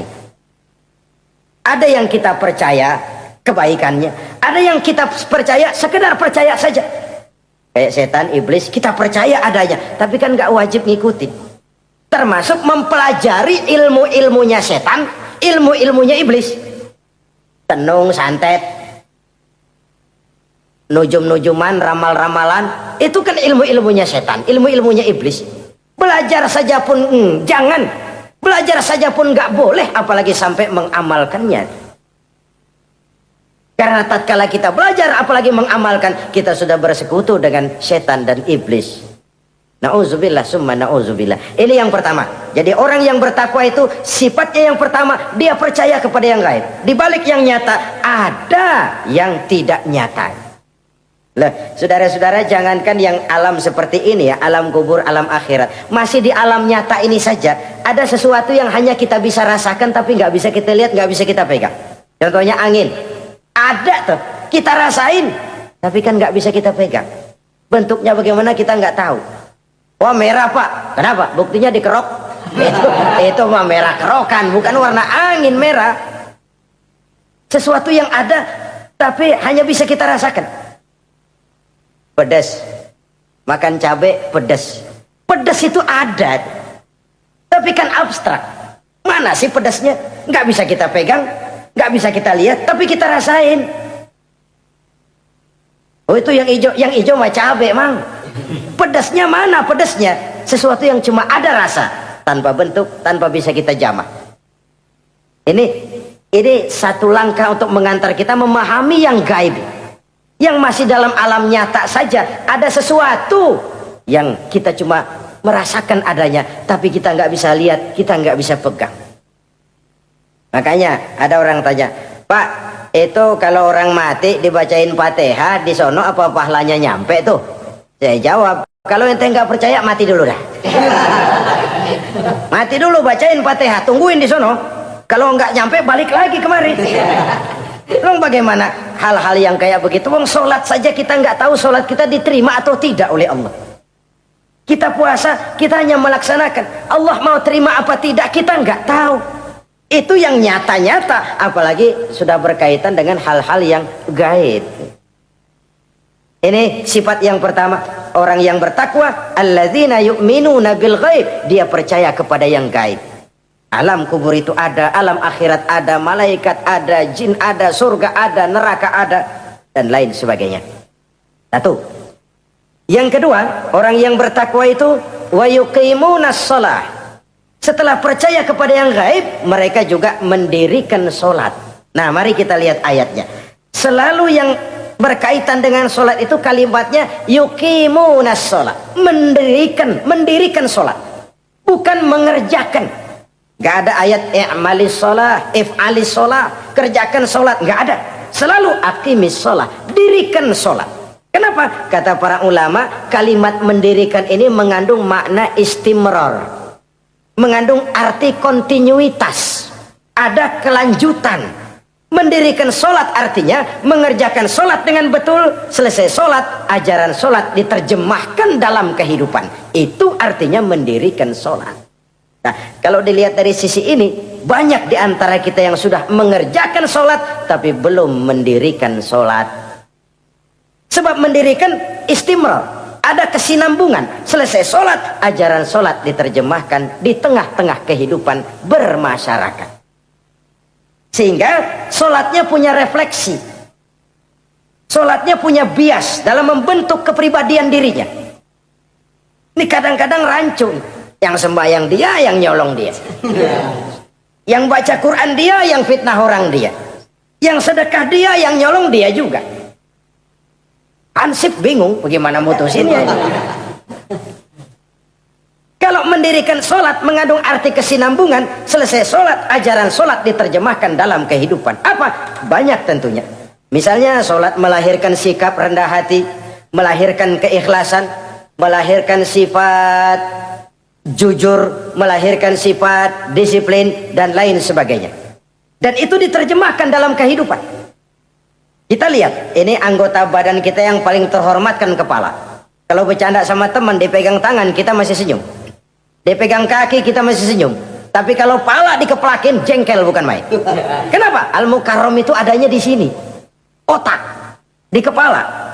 Tapi kepala yang kita hormati ini ketika sujud di hadapan Allah sama rendahnya dengan telapak kaki kita. Allahu Akbar. Yang besar cuma Allah. Manusia, kepala sama rendah dengan telapak kaki. Kesadaran ini membias, selesai sholat, kembali ke masyarakat, sombongnya hilang. Apalagi ikhlas. Sholat itu kan lillahi ta'ala. Orang mau puji apa tidak, enggak soal. Orang mau bilang ini, mau bilang itu, soal lain. Yang penting ini saya kerjakan lillahi ta'ala, karena Allah saja, bukan karena yang lain. Disiplin. Sehari semalam 5 kali kita lapor kepada Sang Maha Komandan. Bagaimana tidak akan tercegah dari perbuatan yang keji dan munkar? Seorang prajurit saja, kalau sehari semalam 5 kali dia lapor kepada komandannya, saya yakin dia tidak akan sempat melaporkan yang tidak baik. Pantas kalau Al-Quran memberikan jaminan solat mampu mencegah manusia dari perbuatan yang keji dan munkar. Masih ada yang tanya, Pak, katanya sembahyang mencegah orang berbuat jahat. Iya, teman saya kok sembahyang nyolong ayam. Bagus, sembahyang nyolong ayam. Coba nggak sembahyang, nyolong motor. Gedean lagi yang dicolong. Dan sebenarnya itu bukan jawaban, itu cuma logika saja. Yang benar adalah solatnya belum berfungsi. Dia baru mengerjakan solat, belum mendirikan solat. Inilah yang kalau kita jujur mau bicara, inilah problem kita sekarang ini. Mengislamkan orang Islam. Bagaimana dari mengerjakan solat kita menjadi mendirikan solat. Agar solat itu membuahkan hasil berupa pembentukan kepribadian di tengah-tengah kehidupan sosial kemasyarakatan. Kalau tidak, ya sekedar terjebak kepada rutinitas. Pergi haji begitu, pulang haji bikin gila. Masuk Ramadan begitu, selesai Ramadan ya tetap begitu. Ibadah tidak memberikan bias dalam pembentukan pribadi. Itulah sebabnya digunakan kalimat yuqimunas sholat, mendirikan sholat yang mengandung arti berkesinambungan. Selesai sholat, jiwa dan semangat, ajaran dan filsafat sholat diterjemahkannya dalam kehidupan sehari-hari. Saudara-saudara kaum muslimin rahimakumullah. Sifat yang ketiga dari orang takwa adalah wa mimma razaqnahum yunfiqun. Mereka menginfakkan sebagian dari rezeki yang diberikan Allah kepada mereka. Rizki Menurut definisi yang diberikan para ulama kita, ar-rizqu bimakna al-ata hissiyan kana au ma'nawiyan. Rizki adalah pemberian, baik yang abstrak maupun yang konkret. Selama ini kita sering mengartikan rizki hanya dalam bentuk uang, sehingga rizki kita dibatasi oleh pengertian kita sendiri. Padahal tidak cuma uang, ilmu adalah rizki, jabatan dan kedudukan adalah rizki, otoritas dan wibawa juga rizki, anak, istri, suami juga rizki. Ketika ayat ini mengatakan wa mimma razaqnahum yunfiqun, mereka menginfakkan sebagian dari rizki, yang dimaksud di sini adalah rizki yang konkret dalam bentuk materi, uang, benda dan lain sebagainya. Orang yang bertakwa sadar benar, dari Allah rizki datang, ke jalan Allah rizki dibelanjakan. Semakin kita rajin membelanjakan rizki di jalan Allah, biasanya akan semakin mengalir rezeki dari Allah. Semakin bakhil kita, kadang-kadang rezeki juga malas deketin kita. Yang keempat, orang yang bertakwa itu alladzina yu'minuna bima unzila ilaika wa ma unzila min qablik. Mereka beriman, mereka percaya kepada apa yang diturunkan terhadap Muhammad, yaitu Al-Quran, wa ma unzila min qablika, dan apa yang telah diturunkan sebelum kamu, yaitu Taurat, Zabur dan Injil. Orang yang takwa percaya bahwa Allah dahulu telah menurunkan Taurat kepada Musa, Allah telah menurunkan Zabur kepada Nabi Daud, Allah telah menurunkan Injil kepada Nabi Isa. Percaya sekadar percaya, tidak wajib mengamalkan ajarannya. Kita percaya Taurat itu kitabnya Allah, Injil dahulu yang diturunkan kepada Nabi Isa kitab Allah, Zabur kitab Allah. Percaya sekadar percaya, bukan percaya kemudian mengamalkan, bukan. Karena dengan turunnya Al-Quran, maka seluruh kitab-kitab terdahulu sudah tercakup di dalam Al-Quran. Orang yang bertakwa percaya kepada apa yang diturunkan terhadap Nabi Muhammad. Apa itu? Al-Quranul Karim.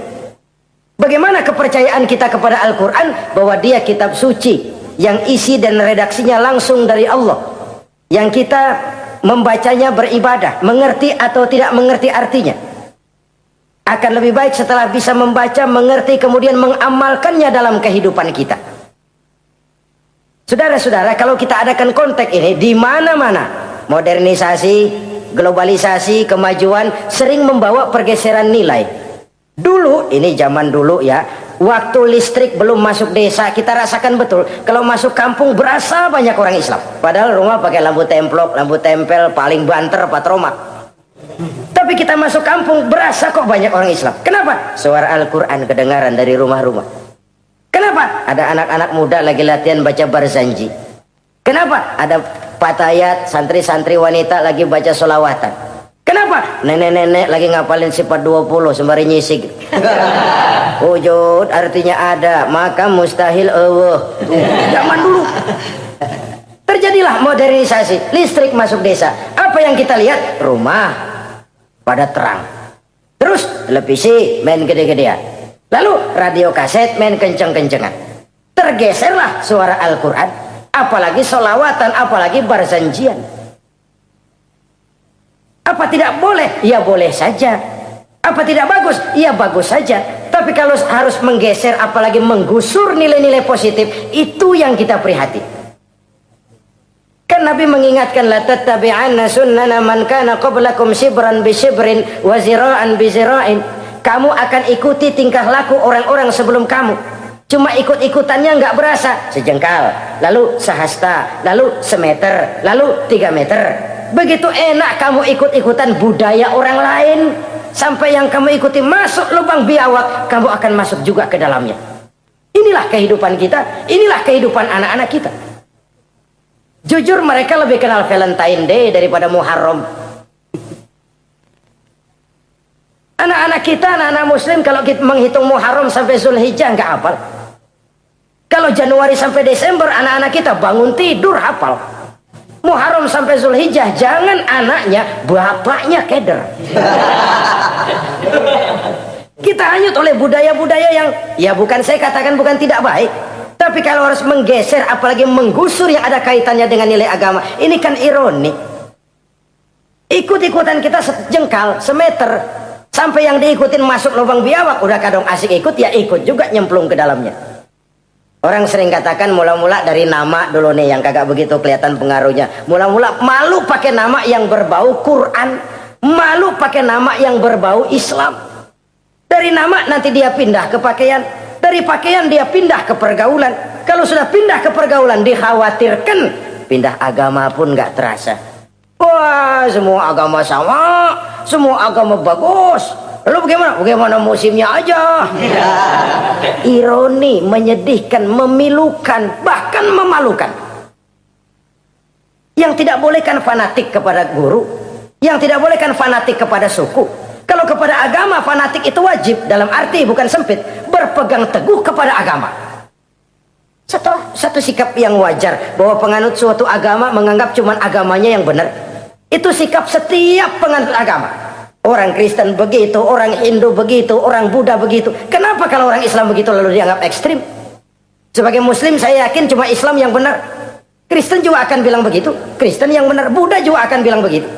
Ini fanatisme dan wajar penganut suatu agama menganggap cuma agamanya yang benar.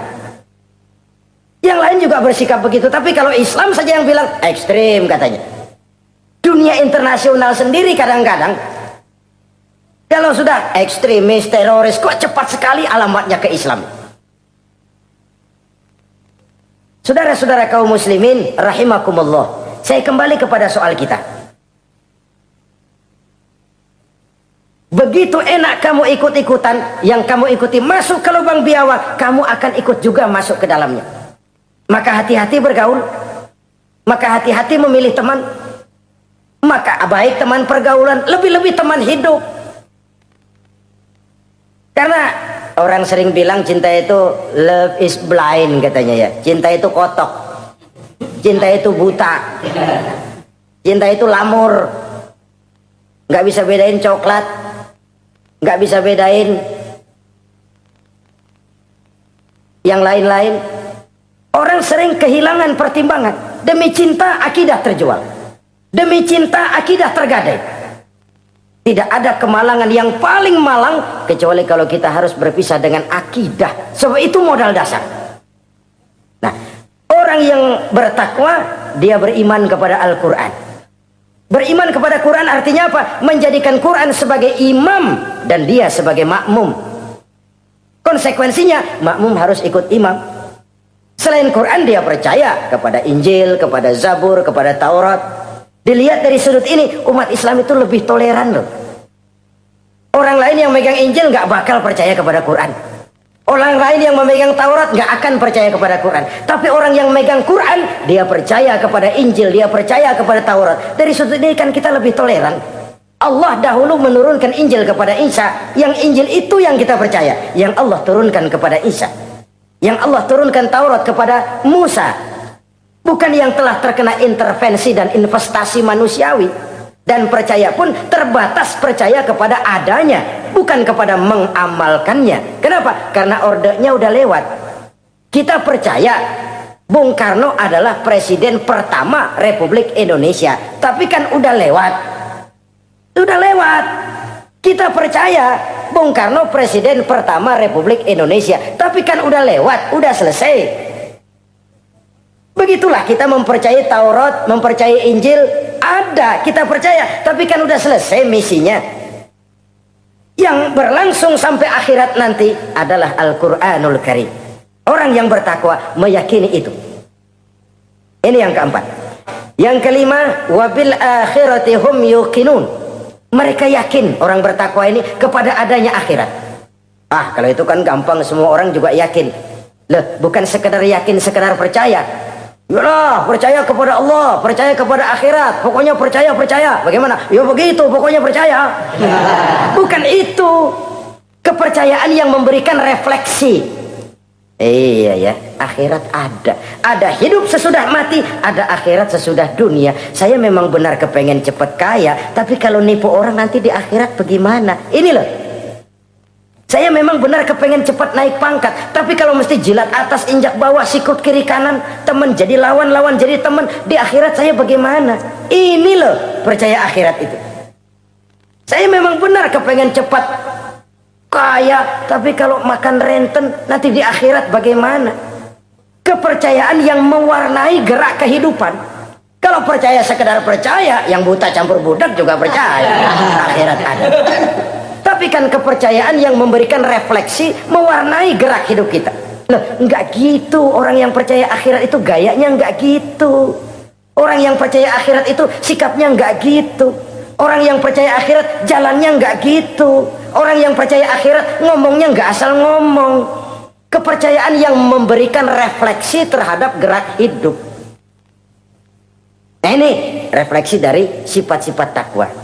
Saudara-saudara, kalau itulah sifat-sifat orang takwa, lalu terhadap mereka yang takwa ini, karunia apa yang diberikan Allah? Apa keutamaan mereka?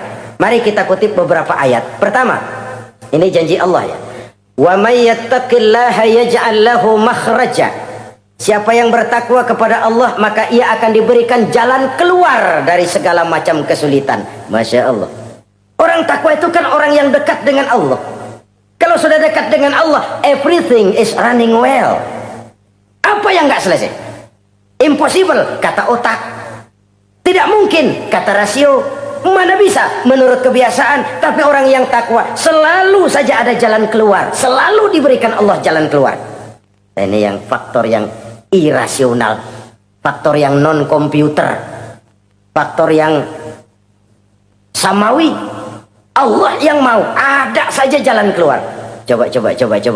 Waktu terjadi peristiwa hijrah, Masya Allah, Rasulullah itu sudah dikepung rapat rumahnya, pagar betis. Jangan manusia, tikus saja nggak bisa lewat. Rapat di pagar betis. Kesepakatan sudah jelas, membunuh Muhammad bersama-sama. Apa yang terjadi? Ketika Nabi keluar, buka pintu. وَجَعَلْنَا مِنْ بَيْنِ أَيْدِيهِمْ شَدَّةً وَمِنْ خَلْفِهِمْ شَدَّةً فَأَغْشَيْنَاهُمْ فَهُمْ لَا يُبْصِرُونَ. Di depan, belakang, di kiri, kanan mereka kami jadikan dinding. Kami butakan mereka. Mereka nggak lihat Muhammad keluar dari rumahnya. Allah berikan jalan keluar. Padahal Quraisy siaga satu, pita merah, apel siap, mata menteleng, Nabi lewat nggak kelihatan. Persis ikan bandeng. Ikan bandeng kan melotot, colok diam aja, nggak lihat apa-apa. Ya ja'allahu makhraja. Allah berikan jalan keluar dari berbagai macam kesulitan. Sesuatu yang menurut kita, aduh udah dah, nyerah dah, nggak bisa dah. Tapi orang yang takwa kepada Allah, Allah janji, Allah lah yang janji ini. Ya ja'allahu makhraja. Allah akan berikan jalan keluar dari segala macam kesulitan. Kenapa? Dia dekat dengan Allah. Orang yang kayak begitu yang kita takut itu. Doanya ngebul, kata anak-anak. Permohonannya didengar, ratapannya dipenuhi. Allah berikan dia jalan keluar, ada saja jalan keluarnya. Ini keistimewaan pertama dari orang yang takwa itu. Lah kalau Allah yang ngasih jalan keluar, siapa yang bisa mencegah jalan orang kayak begitu? Di pagar betis lolos, di Gua Sur Quraisy sampai ke Gua Sur mencari Nabi. Kalau mereka nengok aja kelihatan. Apa yang terjadi? Dilalah, dadakan. Burung bertelur di bibir goa, laba-laba bikin sarang di bibir goa. Quraisy mikir kalau Muhammad masuk kemari telur berantakan, rumah laba-laba hancur nih, nggak mungkin dia ke sini, cari ke tempat lain. Rumah laba-laba yang rapuh menggagalkan usaha Quraisy yang gagah perkasa. Ya ja'allahu makhraja. Allah berikan jalan keluar. Ini yang pertama. Yang kedua, wa yarzuqhu min haitsu la yahtasib. Allah berikan rizki dia, orang yang takwa ini, dari jalan yang tidak disangka-sangka. Rezekinya mengalir. Kenapa? Dia dekat dengan Allah. Allah maha kaya. Kadang-kadang ini orang kerjaannya sujud doang, mengangkat tangan, rezekinya ada aja. Allah yang kaya, Allah yang maha tahu. Orang yang takwa walaupun gajinya kagak ada, penghasilannya gede. Allah yang memberi. Jangan lupa itu, ada gaji, ada penghasilan. Kalau gaji kan ada ukurannya. Kadang-kadang ada orang gajinya kecil, penghasilannya gede. Umpamanya jadi lurah musim gusuran. Itu penghasilan. Kalau gaji bisa diukur, tapi penghasilan gede lah. Kalau semeter komisinya sekian kan gede tuh penghasilan. Ada juga yang memang gaji gede, penghasilan gede. Ini pejabat-pejabat yang banyak sikutannya tuh. Saudara-saudara kaum muslimin, orang yang bertakwa itu yarzuqhu min haitsu la yahtasib. Allah berikan rizki lewat jalan yang dia nggak sangka-sangka. Ada aja jalannya. Nggak punya duit tapi haji bisa pergi. Nggak punya duit tapi ya hidupnya wajar. Tamu datang balahan. Pernah itu ada tamu di Jawa Timur sana datang ke rumah seorang kiai, ratusan tamu dikasih makan semua. Padahal kiai rumahnya gede. Tamu ada yang dalam hatinya nyeletuk, ini kiai bisa ngasih makan orang satu rombongan banyak begini, duit dari mana ini? Dalam hatinya, disamperin sama kiai, kamu jangan buruk sangka, ini rezeki halal. Bukan cuma rezeki, dia bisa ngerti hati orang. Mukasyafah, Allah bukakan apa yang Allah nggak bukakan buat orang lain. Ini karunia, dan itu hanya mungkin dengan takwa. Itu tadi, komitmen kepada perintah Allah, menjauhi larangannya. Mukasyafah, dibukakan pintu oleh Allah. Dia bisa lihat yang orang nggak lihat, dia bisa tahu yang orang lain nggak tahu. Udah nggak bisa main-main kalau ketemu orang begini. Ini udah high class ini di sisi Allah. Ini yang kedua, rezekinya ngalir lewat jalan yang nggak sangka-sangka. Yang ketiga, wa may yattaqillaha yaj'al lahu min amrihi yusra. Orang yang bertakwa kepada Allah, Allah jadikan urusannya gampang. Allah mudahkan urusannya. Masya Allah. Kalau Allah yang sudah mudahkan, siapa sih yang bisa bikin sulit? Allah yang gampangin urusannya. Orang mana yang bisa bikin sulit? Boleh manusia merencana, mempersulit, memblokir segala macam. Tapi kalau Allah gampangin, jalan tuh urusan. Boleh manusia merancang, tapi kalau Allah mau, apa yang nggak mungkin? Satu kampung orang mau jatuhin kita, kalau Allah mau angkat, naik. Satu negara orang mau naikin kita, kalau Allah mau turunin, nyungsep. Tu'izzu man tasya wa tuzillu man tasya. Allah muliakan siapa yang dikehendakinya, Allah rendahkan siapa yang dikehendakinya. Saudara-saudara kaum muslimin rahimakumullah, dimudahkan urusan orang yang takwa itu. Jadi kalau ingin urusan kita dimudahkan oleh Allah, konsepnya cuma takwa. Kembali kepada komitmen, laksanakan yang diperintah, jauhi yang dilarang. Itu saja. Apalagi keutamaan orang takwa itu, wa may yattaqillaha yukaffir anhu sayyi'atihi wa yu'azzim lahu ajra. Siapa yang bertakwa kepada Allah, dihapuskan segala kesalahannya yang sudah lalu. Masya Allah. Dihapuskan kesalahannya. Bahwa manusia punya salah, ya manusiawi. Tapi ada hadis menyatakan, ikuti perbuatan salahmu dengan kebaikan. Niscaya kebaikan itu akan menghapus kesalahan kamu. Kalau dulu kita makan harta orang dengan zalim, kita nggak sempat minta maaf, tuh orang udah mati. Bagaimana caranya? Perbanyak sedekah. Mudah-mudahan sedekah ini menutupi kesalahan kita yang lalu memakan harta orang dengan cara yang zalim. Ikuti perbuatan salah dengan kebaikan. Niscaya kebaikan itu akan menghapus kesalahan kamu. Nah ini orang yang bertakwa, dihapuskan kesalahannya oleh Allah. Direhabilitir. Dia lakukan pemutihan. Yang melakukan pemutihan Allah. Kalau dosa sudah dihapuskan, Masya Allah. Coba. Ada hadis menyatakan, siapa orang baca Bismillahirrahmanirrahim, maka dia bisa lewat di atas air. Beku itu air. Bismillah saja bisa jalan di air. Ini bismillahnya orang yang bagaimana? Nih. Bismillahnya orang yang bobotnya ringan. Bobotnya ringan, dia bisa jalan di air. Kenapa bobotnya ringan? Dosanya pemutihan. Model kita 16 kali baca bismillah, lewat di empang kelelep aja. Bobot kita kelewat berat oleh lapisan-lapisan dosa. Makin banyak dosa, makin berat bobot. Lalu bagaimana kita mau mendapat kemudahan dari berbagai urusan? Bung dosa kita berlipat-lipat. Kata Imam Ghazali, hati itu kayak kaca. Bening pada asalnya. Itu kan fitrah. Tiap kali kita berbuat dosa, noda. Plek, plek, plek. Tapi orang yang rajin istighfar, orang yang rajin berbuat baik, noda itu dia bersihin tuh, dia lap, rek. Sehingga kaca ini walaupun dia terkena kotoran tapi bersih lagi, bersih lagi. Kenapa? Rajin dielap, rajin istighfar, rajin berbuat baik untuk menutupi kesalahan. Tapi kalau istighfar tidak berbuat baik berat, itu nanti itu kotoran-kotoran di kaca itu berubah jadi tieng. Tahu tieng? Udah susah diilangin kotorannya, berkarat di atas kaca. Kalau dosa sudah berkarat di hati, susah dihapus, berat untuk taubat, berat untuk melakukan kebajikan, itu sudah kerugian besar buat kita semua. Orang yang baik bukan orang yang tidak pernah salah. Orang yang baik adalah orang yang kalau dia berbuat salah dia sadar, dijadikannya pelajaran untuk tidak diulanginya lagi pada masa yang akan datang. Manusia dalam Islam tidak dilahirkan dengan dosa, tidak. Manusia bertanggung jawab terhadap perbuatannya sendiri-sendiri. Oleh karenanya, apabila kita terjatuh berbuat salah, cepatlah adakan perbaikan. Orang yang bertakwa dihapuskan kesalahannya oleh Allah, dilakukan pemutihan. Ya sama juga televisi lah.